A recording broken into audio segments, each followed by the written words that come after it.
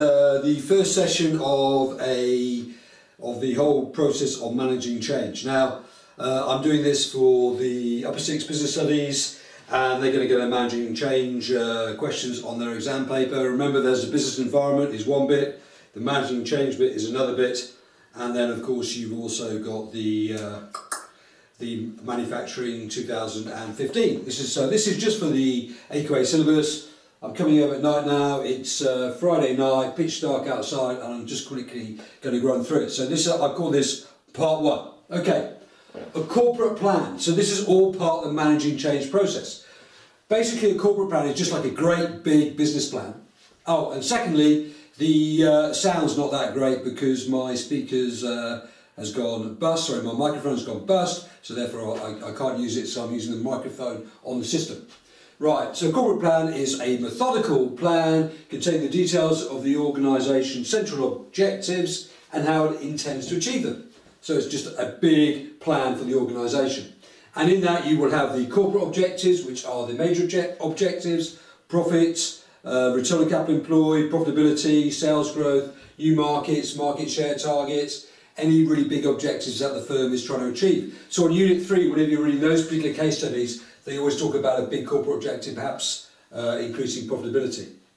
So then you may have a SWOT analysis in there when you look at the strengths, the weaknesses, the opportunities and the threats of that firm. The strengths are internal, the weaknesses are internal, and below that are the external opportunities and threats.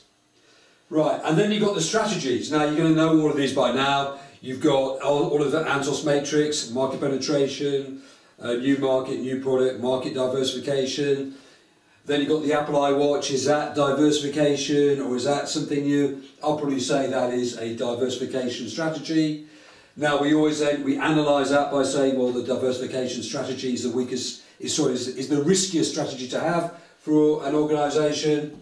Okay, so you've got ANTOS matrix, you've got a strategy of innovation, a strategy of research and development, a strategy of cost minimisation, a strategy of cost optimisation. Maybe you're going to automate all of your production process. Maybe you've got operational strategies, lean production, or maybe you've got the Daihatsu method now, which is a bit more moving away from lean production and moving towards getting the cheapest suppliers. Okay, so those are all the various strategies will also be part of your corporate plan. You also have a marketing budget, you also have a marketing plan in there. Right, now clearly the value of a corporate plan, so it's a great big written document.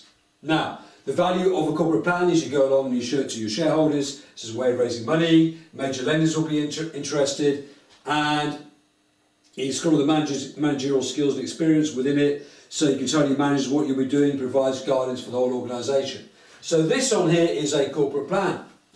Now, the next part of the syllabus is what will influence a corporate plan? Well, what will influence any firm? How much money do you have? What are the managerial skills and experience? Actually, I don't think that one should be down there. What are the managerial skills and experience? The culture of the organisation? What sort of culture you may want in the future? The operating capacity? Have you got any spare capacity? Are you going to have to subcontract? So those are the internal influences on how the corporate plan is constructed.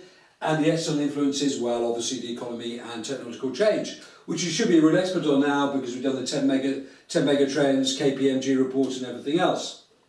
Also within a corporate plan will be a contingency plan, which is identifying the potential disasters and assess the likelihood of these occurring and minimise the potential impact of these crises and a plan for continued operations. So for instance, within a contingency plan, you might have what happens if there's a great big recession, have we got enough cash to survive the situation, what happens if there is a recession, are we going to reduce the price of our products, what we have to do to move forward. Okay, it could be that the IT system is going to crash. Have we got a backup plan? Can we bring in some other consultants? How important is the IT system to the operations of our firm? Okay, so when you talk about a corporate plan it's often, the sort of question you're going to get is how useful is a corporate plan? Well, one part of a corporate plan is, as the whole of the syllabus is called managing change, well, part of the managing change process, sorry I took away from the camera, part of the managing change process is to have a corporate plan because that will guide the firm forward. So within that you have mergers, corporate plan, leadership culture, You may make hunches, hunch decision making or scientific decision making, and how you manage that whole process of change on that. So those are different parts of the managing change part of the course, and obviously in part 1 we have done a corporate plan, and then I'm going to get an A-level question which asks you about a corporate plan, and then we will see how we tackle that particular question. Okay, now your notes are related to all of this as well. So you can read part 1, I can't remember what the page numbers are right now, so this will be like page 1, 2, 4 or 5, something like that. In fact, I will be able to tell you. This will be part 1, 2 pages, part 5. Okay, so part 1 to part 5 will be written documentation for you, and on that is all about a corporate plan, but I've just been through it right now. Thank you very much.